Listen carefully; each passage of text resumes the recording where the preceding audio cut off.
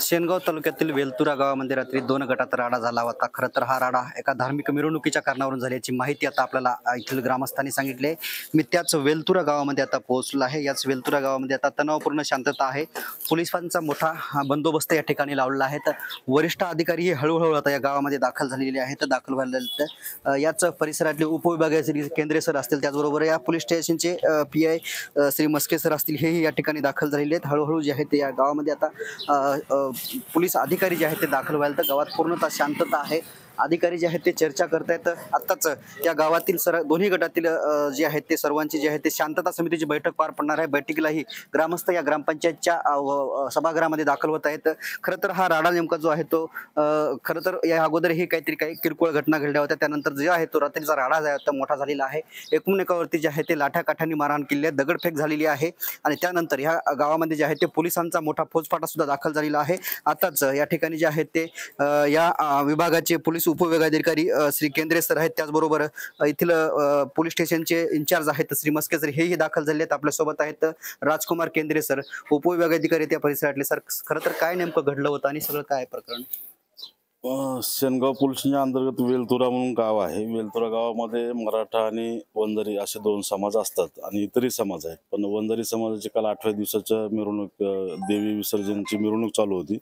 6 वाजता मिरवणूक चालू झाली होती, पण 8च्या दरम्यान हनुमान मंदिराजवळ मिरवणूक आल्यानंतर ते गाणे लावण्याच्या कारणावरून मराठा समाजाच्या मुलांनी थोडंसं अग्रेसिव्ह भूमिका घेऊन दगडफेक केलेली आहे। त्याच्यामध्ये किरकोळ जखमी आहेत। जे जखमी आहेत ते दवाखान्यात उपचार चालू आहेत आणि असे शेनगाव पोलिसांना 2 परस्पर गुन्हे दाखल झालेले आहेत। 2 गुन्ह्यामध्ये 5-25 आरोपी झालेले आहेत। त्यामध्ये काही आरोपी अटक झालेले आहेत, काही आरोपी आता अटक करत आहोत। गावामध्ये आता शांतता कमिटीची मीटिंग घेऊन गावामध्ये पूर्णपणे शांतता आहे, काही अडचण नाही। सर, खरं तर तक्रारी जी आहेत ते दोन्ही गटाकडून आल्यात की एकाच गटाकडून तक्रार? दोन्ही गटाकडून आलेल्या तक्रारी। खरं तर सर, सोशल मीडियावरती एक संदेश फिरतो की ह्यापूर्वीच इथले पोलीस स्टेशनचे जे इंचार्ज आहेत त्यांना पूर्वकल्पना दिली होती, मात्र त्यांनी याच्यावर दुर्लक्ष केल्याचा आरोप जे आहे ते इथली सोशल मीडिया करते। तुम्हाला काय तथ्य याच्यामध्ये? नाही, हे आहे चुकीचं आहे, असं काही नाही। जर पूर्वकल्पना मिळाली तर नक्कीच बंदोबस्त वाढवला असता। तरी परंतु गावामध्ये काल मिरवणूक असल्यामुळे आपण 4 पोलीस अंमलदार ठेवले झालेले होते।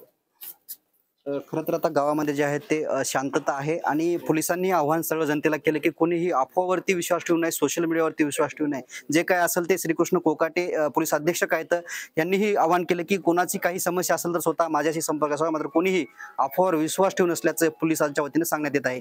कॅमेरामॅन ज्ञानेश्वर वानखेडेसह मी रमेश चेंडके, TV9 मराठी, वेलतुरा, सेनगाव, हिंगोली।